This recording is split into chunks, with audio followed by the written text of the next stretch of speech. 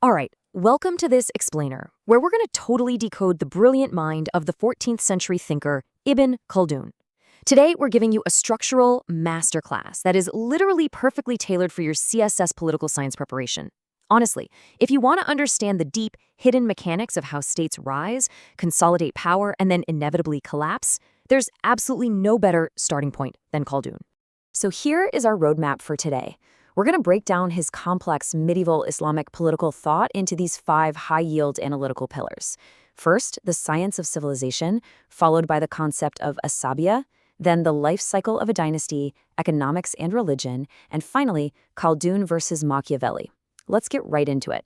Starting off with Section 1, the science of civilization. Okay, we have to begin with Khaldun's revolutionary invention, a true science of history based purely on the empirical observation of how humans group together. I mean, long before modern sociology was even a thing, he was out there dispassionately diagnosing society to find unalterable laws of cause and effect. He actually grounds his entire theory on a really fundamental geographical and social distinction. You've got Badawa, this tough, warlike, rural or nomadic life that's marked by simplicity, courage, and striking power out of pure necessity. But then, conversely, you have Hadara, the settled, urban life. This is where civilization peaks with arts and comforts, but, it's characterized by a desire for ease and luxury, which inevitably softens the population. Keep this transition from tough to soft in mind. It's absolutely the engine of political change. Moving right along to Section 2. The concept of Asabiyyah. Now, this is a critical piece of vocabulary you absolutely must anchor in your mind if you want to ace this subject. Asabiyyah. Think of it as group solidarity, or like a highly unified corporate will. Originally, it stems from the blood and family ties found in that tough battle of life we just talked about, and it creates this intense mutual responsibility. Khaldun basically notes that human beings have a natural, almost animalistic inclination towards hostility, which means we absolutely require a restraining authority so we don't just destroy each other. Asabiyyah is the raw power, the vital fuel that actually allows a cohesive group to enforce that restraint and build a state. So what's the ultimate goal of all this intense group solidarity? Well, it's mulk. Mulk translates roughly to royal authority, dominion, or the absolute power state. The whole point of Asabiyyah is to achieve this sovereign power state, where one ruler eventually monopolizes authority. And for Khaldun, this isn't just some random accident of history. It's a completely natural and indispensable human institution required for our survival. Next up, Section 3, the life cycle of a dynasty. Having established that Asabiyyah basically drives toward the power state, let's look at how these entities rise and fall. Khaldun stated that the dynasty has a natural term of life like an individual. Think about that for a second. He viewed the state as a living organism. Just like a human being, a dynasty is subject to unavoidable biological laws of growth, maturity, and decline. There is no such thing as an endless upward trajectory here. Gravity always wins. Let's break down how this biological view builds into a very precise 5-step trajectory. Step 1 is conquest. Here, the leader rules alongside his people, sharing the glory and relying super heavily on their shared asabiyyah.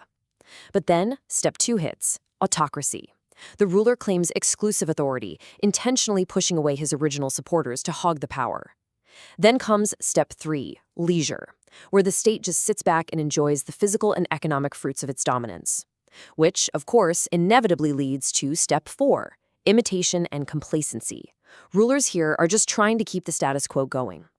Finally, we hit the wall at Step 5, extravagance. The ruler is wasting state resources on personal pleasures. He totally alienates whatever is left of his base, and the dynasty collapses. It's now perfectly ripe to be conquered by a new group with fresh asabiyyah. And he actually puts a strict timeline on this decline, 4 generations.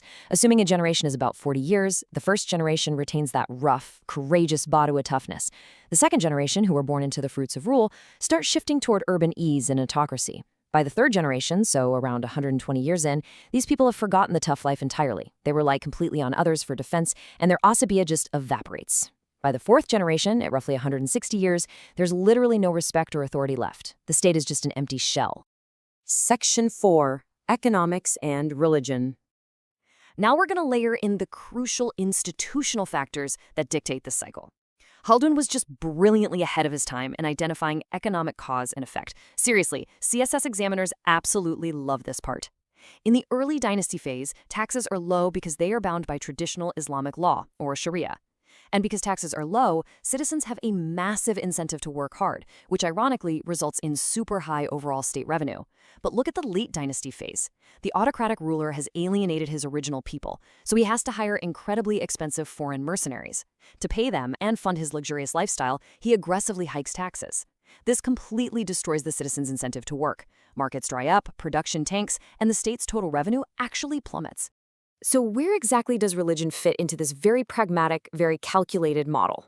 Khaldun is surprisingly objective here. He fully acknowledges that mulk, the power state, can technically exist purely on human reason, power, and force. But he emphasizes that religion is the ultimate multiplier. It takes that natural, blood-based asabiyyah and transforms it into an irresistible spiritual force. It unites hearts, it completely cures petty worldly rivalries, and it provides prophetic law as the absolute ideal restraining authority. A state backed by strong asabiyyah and religious zeal, it's pretty much invincible in its early stages. Finally, Section 5, Khaldun versus Machiavelli. Okay, for an ultimate comparative analysis that is going to be absolute gold for your exams, let's stack Khaldun up against Western Renaissance thinker Niccolo Machiavelli. First, let's look at the similarities. Both of these guys were pioneers of an impartial, purely empirical approach to analyzing political reality. They didn't write about how states should be, they wrote about how they actually are. Both of them recognized historical causality and the cyclical nature of states. They both zeroed right in on power and human will as the bedrock of rule. And, very practically, both acknowledged that religion is an essential tool for state consolidation. It inspires courage and secures military obedience. But the divergences between them are just as vital to understand. Look at Khaldun. His driving force, asabiyyah, is fundamentally collective. It is a corporate group will. He approaches his work as an objective historian, diagnosing society while remaining deeply anchored to Islamic ethics and the welfare of the community under Sharia. Now, flip over to Machiavelli. His core concept of virtù is highly personal and individualistic. It's all about the courage and skill of a single ruler. Plus, Machiavelli acts as a political activist, offering direct advice, and he famously condones completely immoral acts like violence or deceit if they serve the reason of state. While Khaldun knows political violence is a reality, he always evaluates it against a divine normative standard. So that leaves us with a pretty compelling question to reflect upon as we wrap up this explainer. Does Ibn Khaldun's 14th century cyclical theory of rise, autocracy, and economic decay still accurately predict the fate of modern global superpowers today? I mean, really think about it. The transition from hard-fought beginnings to immense wealth, the rise of autocracy, relying on external security forces, and the crippling economic burden of excessive state spending, it's wild how this medieval sociological framework can still operate as a razor-sharp tool for analyzing our modern world. Keep these cycles in mind